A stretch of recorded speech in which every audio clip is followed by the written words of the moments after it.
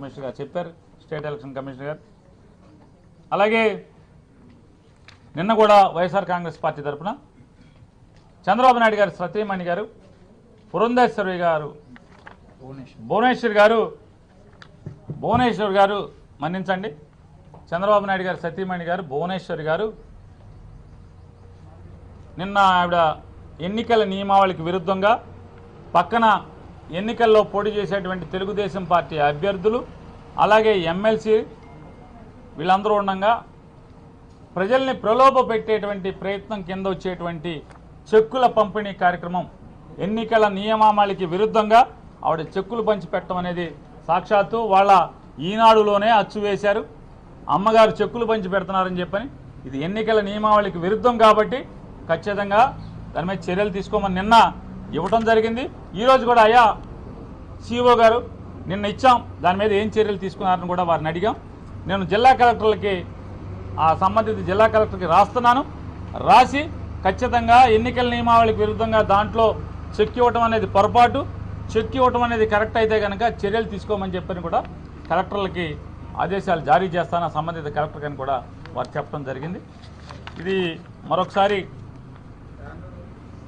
అలాగే ఈనాడు పేపర్లో ఇవాళ దుర్మార్గంగా కిరాతకంగా వైజాగ్ డ్రగ్స్ గురించి ఒక బ్యానర్ ఐటమ్ పెద్ద హెడ్లైన్స్తో రాయటం జరిగింది.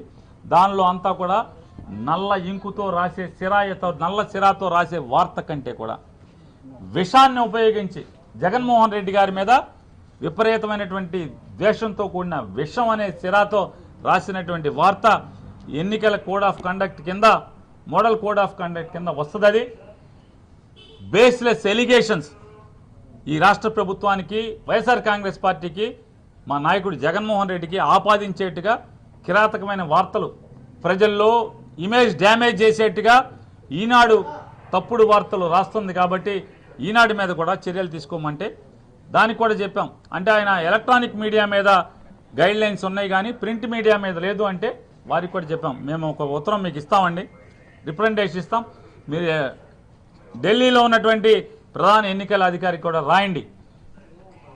వారి ఊహలో లేకపోతే ఎలక్షన్ కమిషన్ యొక్క ఉద్దేశంలో టీవీల్లో మాత్రమే తప్పుడు వార్తలు వస్తాయి, పేపర్ వాళ్ళు చాలా బుద్ధిమంతులు అనుకుంటున్నారేమో, పేపర్లో టీవీలని మించి తప్పుడు వార్తలు విషం చిమ్మే వార్తలు ఎన్నికల్లో ఒక పార్టీని భుజానేసుకుని ఒక పార్టీ కోసం ఈ రకమైన తప్పుడు వార్తలు రాసేటువంటి అవకాశాలు ఈ ఆంధ్రప్రదేశ్ రాష్ట్రంలో మెండుగా ఉన్నాయన్న పేపర్లు ఉన్నాయి. కాబట్టి దాని మీద కూడా దిశానిర్దేశం చేసేట్టుగా వారిని కూడా ఇటువంటి తప్పుడు వార్తలు కేవలం ఎలక్ట్రానిక్ మీడియాలోనే కాకుండా ప్రింట్ మీడియాలో కూడా నిషేధాన్ని లేకపోతే ప్రింట్ మీడియాలో కూడా రెగ్యులేషన్స్ని విధించేట్టుగా గైడ్లైన్స్ ఇమ్మని కోరుతూ మీకు రిప్రజెంటేషన్ ఇస్తాం ఖచ్చితంగా. అంటే మీరు ఇవ్వండి, తప్పకుండా ఢిల్లీ రాస్తామని కూడా చెప్పారు.